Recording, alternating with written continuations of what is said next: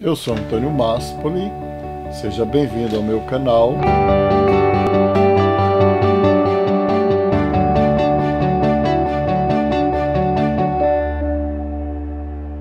E eu considero um grande privilégio poder compartilhar com você dos resultados de 40 anos de pesquisa e vivências na prática da psicoterapia e do coaching. O tema de hoje é suicídio. É o suicídio como trauma transgeracional.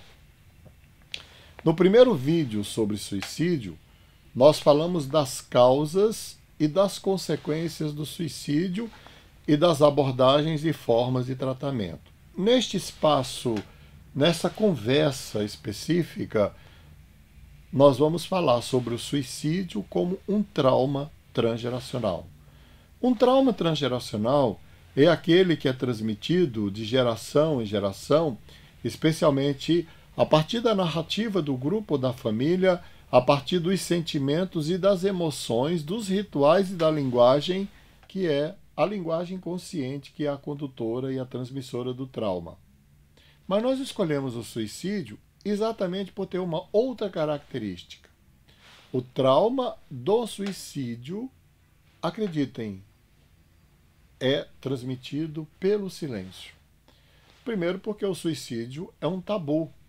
Uma família que sofre o suicídio de um ente querido, ela se sente privada até do sagrado desejo de expressar a sua dor, de gritar, de chorar, de lamentar, porque a dor é muito grande e não tem quem escute.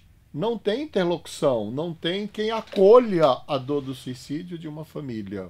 O suicídio, então, ele permanece como uma ferida narcísica aberta dentro da família e pode ir atraindo gerações e gerações para dentro daquela cratera afetiva, espiritual e emocional que se abre.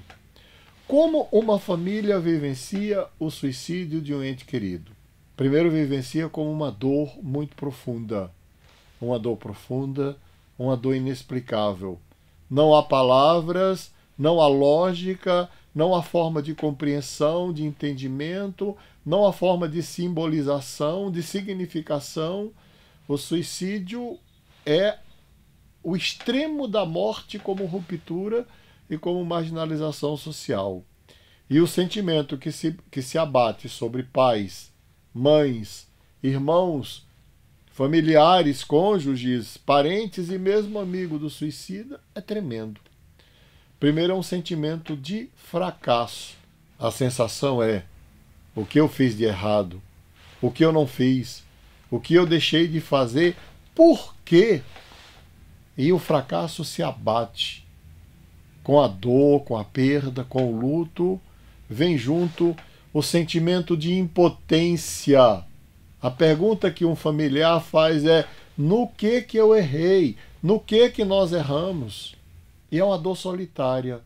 Às vezes os familiares não compartilham nem uns com os outros. Em seguida vem o sentimento de rejeição. O pai se sente fracassado, a mãe se sente fracassada, e a família como um todo se sente absolutamente rejeitados pelo filho suicida, pela filha suicida, pelo irmão, pela irmã que partiu, pelo amigo que deu cabo da própria vida. E o sentimento de rejeição é total, é absoluto, porque eles não tiveram nem como interferir. O relacionamento fracassou do lado de lá e eles não perceberam. Muitas vezes conviveram muito tempo com a dor do possível suicida e não compreenderam. E não é por culpa deles. Quanto mais próximo alguma coisa está dos meus olhos, menos eu vejo. E às vezes o filho está ali, dentro de um processo de autodestruição, de um processo de morte, um processo de suicídio, e eu não percebo. E depois fica o sentimento de rejeição. O suicida, a família sente a partida do outro como a rejeição das suas crenças, a rejeição dos seus valores, a rejeição do seu modelo de vida e às vezes até a rejeição da sua fé, da sua espiritualidade. Isso abre uma cratera afetiva, uma ferida narcísica, e a dor toma conta de uma família que foi vítima de suicídio. E ela não pode falar, porque nem todos os líderes religiosos, e mesmo nem todos os terapeutas, e nem todos os médicos, e nem todos os amigos estão preparados para ouvir uma história, uma narrativa de alguém que perdeu um ente querido pelo suicídio. E é tabu. E alguns marginalizam tanto o suicídio que já colocam o suicida dentro das penas eternas, como se o suicídio por si só não fosse uma pena tremenda para quem partiu e para quem ficou. Não há compaixão, não há amor, não há misericórdia, não há aceitação. E aí se instala aquele sentimento de dor, de silêncio. E sabe como a dor do suicídio é transmitida como trauma transgeracional para as novas gerações?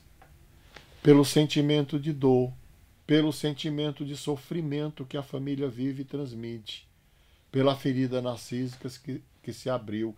E uma criança, por exemplo, que nasce numa família assim, e ela percebe a dor, ela percebe o sofrimento, ela percebe aquele sentimento difuso de autodestruição, e muitas vezes a criança começa a achar que ela é a causadora, porque ninguém falou, ninguém disse, ninguém abriu a caixinha preta para colocar as ferramentas necessárias de resiliência e superação para fora.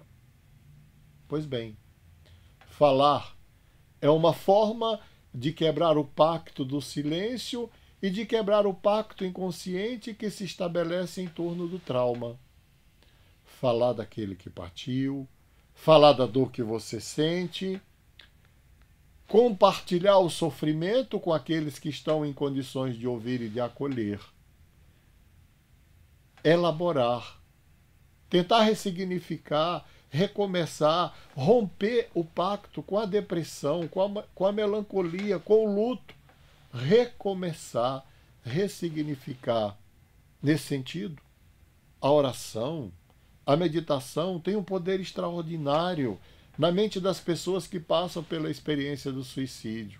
A solidariedade, os que ficaram devem se unir, se dar as mãos, se abraçar, se aconchegar e um apoiar o outro, como os animais fazem nas noites de frio, nas tempestades, quando desabam grandes tempestades, quando vêm as noites terríveis de frio, os animais se juntam um perto do outro para aquecer.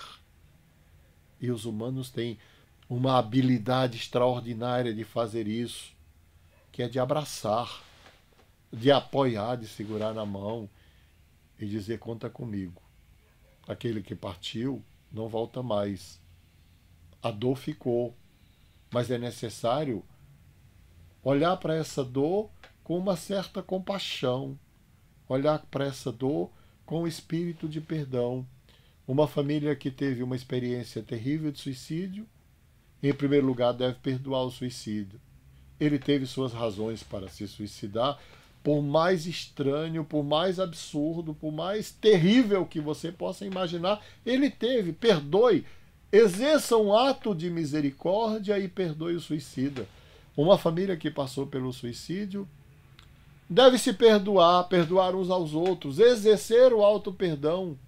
Se acha que fracassou, se a culpa é muito grande, mesmo que seja uma culpa neurótica, auto-imputada, fabricada pela fantasia e pelo luto da perda, essa família precisa de perdão, precisa se auto-perdoar e precisa confiar absolutamente, totalmente, no amor incondicional de Deus, na compaixão infinita de Deus, na misericórdia de Deus. E a partir dessa compreensão, começar a tecer uma rede de solidariedade. Quem sabe começar um movimento de oração, um movimento de ajuda, de solidariedade, para acolher a dor daqueles que perderam, que sofreram, que sofrem.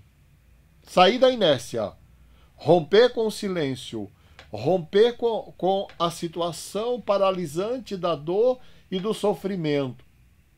Tentar ressignificar o luto e reconstruir sobre a terra arrasada. Muitas flores, muitos frutos, Muita energia pode surgir da fragilidade humana, especialmente da ferida aberta pela dor, mesmo que seja a dor de alguém que partiu pelo suicídio. Acredite, você pode superar essa dor. Sua família pode ressignificar essa dor. Você tem o direito de recomeçar. Muito obrigado.